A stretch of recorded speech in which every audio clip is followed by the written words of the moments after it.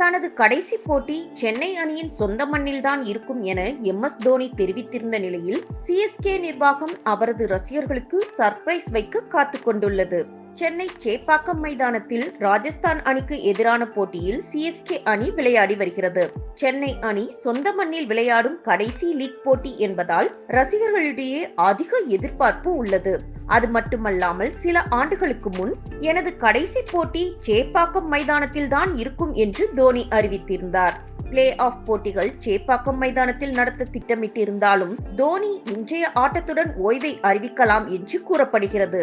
அதே சமயம் தோனியின் மனைவி சாக்சி, CSK முன்னாள் வீரர் சுரேஷ் ரெய்னா, தோனியின் நண்பர்கள் என பலரும் சேப்பாக்கம் மைதானத்தில் குடியுள்ளனர். இந்த நிலையில் போட்டி தொடங்குவதற்கு சில நிமிடங்களுக்கு முன் CSK அணி நிர்வாகம் தனது எக்ஸ் பக்கத்தில் CSK ராஜஸ்தான் அணிகளுக்கு இடையிலான போட்டி முடிவடைந்த பின் ரசிகர்கள் அனைவரும் காத்திருக்க வேண்டும் என்றும் ஸ்பெஷலான விஷயங்கள் காத்திருக்கிறது எனவும் பதிவிட்டுள்ளது.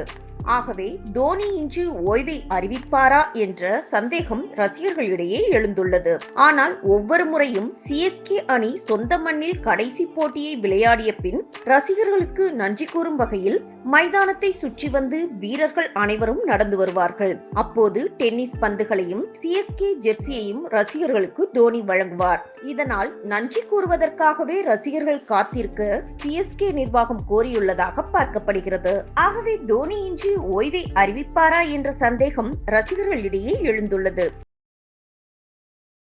செய்திகளை உள்ளது உள்ளபடி தெரிந்து கொள்ள ரெஃப்ளெக்ட் நியூஸை சப்ஸ்கிரைப் பண்ணுங்க.